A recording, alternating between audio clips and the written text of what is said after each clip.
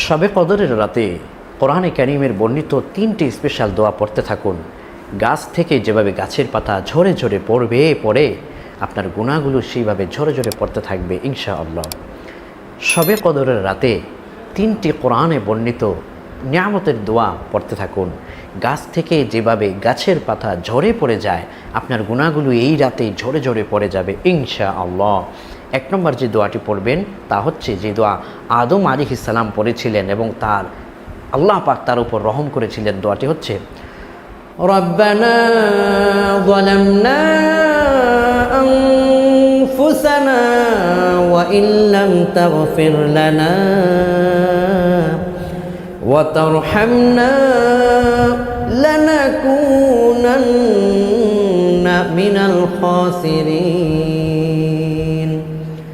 রব্বানা যালামনা أنفسنا وإن لم تغفر لنا وترحمنا لنكونن من الخاسرين। হে আল্লাহ, আই রব, আমি আমার নিজের নফসের উপর, আমার এই জীবনটার উপর অনেক জুলুম করেছি, আপনার হুকুমের অবহেলায় করেছি। আল্লাহ, আপনার হুকুমের বাইরে গিয়ে অনেক গুনাহ, অনেক নাফরমানি করে ফেলেছি। আপনি আমাকে যদি ক্ষমা না করেন, মাফ না করেন, আমার প্রতি যদি আপনি রহম না করেন, আয় আল্লাহ, আমি তো ক্ষতিগ্রস্তদের মধ্যে সামিল হয়ে যাব। এভাবে করে আপনি শবে কদরের রাতে এই দোয়াটা পড়তে থাকুন, দেখবেন যে আপনার গুনাহগুলো ঝরে ঝরে পড়ে সব শেষ হয়ে যাবে ইনশাআল্লাহ।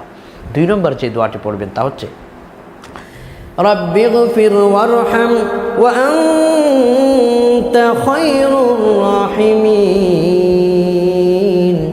হে আল্লাহ, আপনি আমার প্রতি রহম করেন, আমার গুনাহ মাফ করেন, আর রহম দয়াময়কারীদের আপনি তো সেরা আল্লাহ, আপনি ছাড়া তো কেউ দয়া করতে পারে না, রহম করতে পারে না।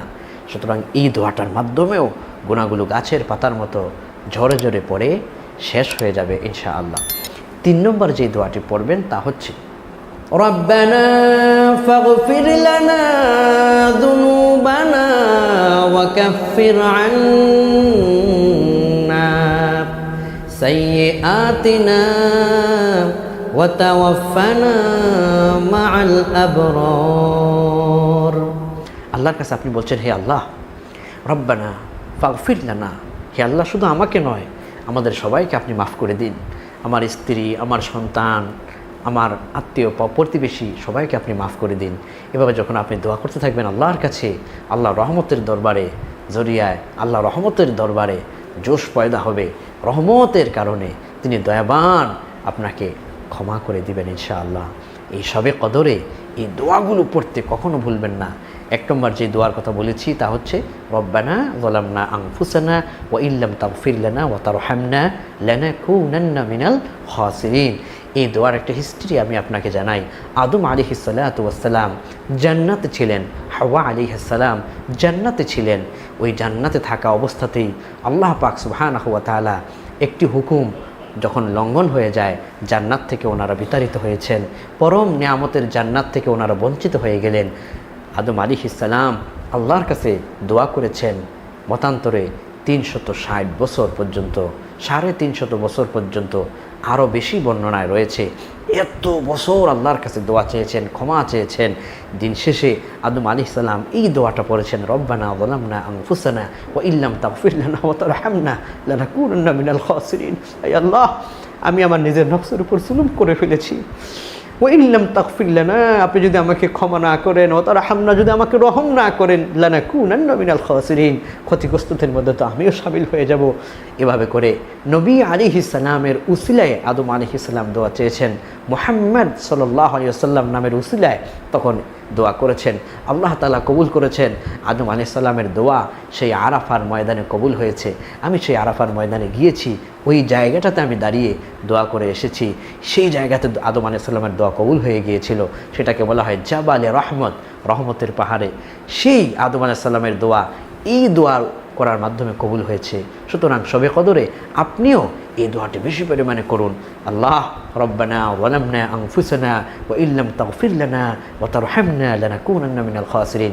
ইনশাআল্লাহ আদম আলাইহিস সালামকে যেই মহান আল্লাহ কবুল করেছেন, আপনাকেও সেই মহান আল্লাহ কবুল করে ক্ষমা করে দিবেন ইনশাআল্লাহ। 2 নম্বরে যে দোয়াটার কথা আপনাদেরকে আমরা বলেছি তা হচ্ছে রব্বিগফির ওয়ারহাম ওয়া আনতা খায়রুর রাহিমিন। হে আল্লাহ, আপনি আমার গুনাহকে দয়া করে মাফ করে দিন, আমার প্রতি আপনি রহম করুন।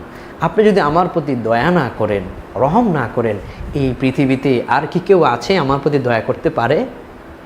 এই পৃথিবীতে অনেক রাজা বাদশা দেখেছি, এই দুনিয়াতে অনেক প্রেসিডেন্ট রাজা বাদশা দেখেছি। আল্লাহ, সবাই তো আপনার কাছে রহমতের ভিখারি, সবাই তো আপনার কাছে ভিক্ষা চায়। সুতরাং আমি দুনিয়ার কারো কাছেই চাইলাম না, আমি শুধু আপনার কাছেই চাই। হে রব, হে মহান মালিক, এই সবে কদরের রাতে আপনি আমার প্রতি একটু রহমতের চাদর দিয়ে একটু আমাকে ঢেকে দেন। আপনার এক ফোঁটা রহমতেই আমার দুনিয়াটা সৌভাগ্যে রূপান্তরিত হয়ে যাবে।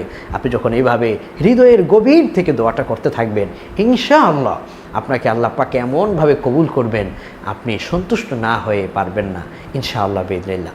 3 নম্বরে যে দোয়ার কথা আমরা বলেছি, রব্বানা ফাগফির লানা, এই দোয়াটা শুধু আপনার নিজের জন্য নয়, সবার জন্য। হে আল্লাহ, আপনি আমাকেও ক্ষমা করুন, আমার বন্ধু, আত্মীয় স্বজন, পুরো বিশ্ব মুসলমান নরনারী সবাইকে মাফ করে দিন। রব্বানা ফাগফির লানা, এই দোয়ার মধ্যে সবাই শামিল। আমার স্ত্রীকে মাফ করুন, আমার সন্তানদেরকে মাফ করুন, আমার ভাই বন্ধু সবাইকে আপনি মাফ করে দিন। এভাবে যখন আপনি সবার জন্য দোয়া করবেন, আল্লাহ পাক ওই সবাইকেও মাফ করবেন, আপনাকেও মাফ করবে ইনশাআল্লাহ। এই জন্য এই শবে কদরে এই 3টি স্পেশাল দোয়া পড়তে কখনোই ভুলবেন না। তার সাথে সাথে সুবহানাল্লাহ ওয়ালহামদুলিল্লাহ লা ইলাহা ইল্লাল্লাহ আল্লাহু আকবার, সূরাতুল ইখলাস, তারপরে সূরা ইয়াসিন, তারপরে হচ্ছে সুবহানাল্লাহি ওয়া বিহামদিহি আদাদা খালকি ওয়া রিদা নাফসি ওয়া জিনাতা আরশি ওয়া মিদাদা কালিমাতি, তারপরে হচ্ছে ربنا اغفر لنا ولإخواننا الذين سبقونا بالإيمان ولا تجعل في قلوبنا غلا للذين آمنوا ربنا إنك رؤوف رحيم। তারপরে হচ্ছে اللهم إنك عفو كريم تحب العفو فاعف عني। এরপরে হচ্ছে ربنا آتنا في الدنيا حسنة وفي الآخرة حسنة وقنا عذاب النار। তারপরে হচ্ছে রব্বিগফিরলি যুনুবি রব্বিগফিরলি যুনুবি। তারপরে হচ্ছে আল্লাহুম্মা আনতা রব্বি লা ইলাহা ইল্লা আনতা খলাকতানি ওয়া আনা আবদুকা ওয়া আনা আলা আহদিকা ওয়া ওয়া'দিকা মাস্তাতা'তু আউযু বিকা মিন শাররি মা সানা'তু আবুউ লাকা বিনি'মাতিকা আলাইয়া ওয়া আবুউ বিযামবি ফাগফিরলি ফাইন্নাহু লা ইয়াগফিরুয যুনুবা ইল্লা আনতা সাইয়্যিদুল ইস্তিগফার। এটিও আপনি পড়তে থাকুন। অর্থাৎ দোয়া এত বেশি রয়েছে, আপনি যেগুলো পারেন সেগুলো পড়তে থাকুন। কিছু সময় মহাগ্রন্থ কোরআনে কারীম তেলাওয়াত করুন, কিছু সময় আপনি নফল সালাত আদায় করুন, কিছু সময় মনটাকে নরম করে দিয়ে চোখটা বন্ধ করে নিজের পাপের কথা স্মরণ করে ইস্তিগফার পড়তে থাকুন। আস্তাগফিরুল্লাহ আস্তাগফিরুল্লাহ, অথবা আল্লাহুম্মা গফিরলি ওয়া তুব আলাইয়া, এভাবে করে আপনি পড়তে থাকুন। অথবা আল্লাহুম্মা ইন্নী আসআলুকাল জান্নাহ ওয়া নাউযু বিকা মিনান নার, আল্লাহ জান্নাত আমার জন্য বরাদ্দ দিন, জাহান্নাম থেকে আমাকে মুক্তি দিন। এভাবে করে যখন দোয়াগুলো শবে কদরের রাত্রিতে আপনি পড়তে থাকবেন, সালামুন হিয়া হাত্তা মাতলাইল ফজর, ফজর পর্যন্ত রহমত শান্তিও এই পৃথিবীবাসীর প্রতি নাজিল হতেই থাকে। বৃষ্টি যেভাবে নাজিল হয় দেখেছেন, বৃষ্টি যেভাবে নাজিল হয় তার চাইতেও দ্রুত গতিতে শবে কদরের রাত্রে আমাদের প্রতি রহম নাজিল হয়। সুতরাং শবে কদরের রাত্রে এই দোয়াগুলো করতে ভুলবেন না। আর শবে কদর শুধুমাত্র একটি রাতেই নয়, শবে কদর নবী আলাইহিস সালাম বলেছেন রমজানুল মুবারকের শেষ দশকের বেজুর রাত্রিগুলো হচ্ছে শবে কদর। 21তম রাত, 23তম রাত, 25তম রাত, 27তম রাত, 29তম রাত, এই 5টি রাত শবে কদর তালাশ করার জন্য নবী আলাইহিস সালাম বলেছেন। আল্লাহ পাক যেন আমাদেরকে শবে কদরের বরকত হাসিল করার তৌফিক দেন এবং শবে কদরে এই আমলগুলো করার মাধ্যমে যেন মহান মালিকের কাছে ক্ষমা প্রাপ্ত বান্দাদের কাতারে যেন আমরাও শামিল হতে পারি। আল্লাহ আমাদের প্রত্যেককেই ক্ষমা করে দিন, প্রত্যেকের রমজান কবুল করুন, প্রত্যেকের দোয়া, ইস্তেগফার, তারাবি, ইফতার, সাহারি সব আমলগুলো কবুল করুন। আগামী রমজান পর্যন্ত বেঁচে থাকবো কিনা জানি না, আল্লাহ যেন আমাদেরকে এই রমজানেই মাফ করে দেন, আমিন।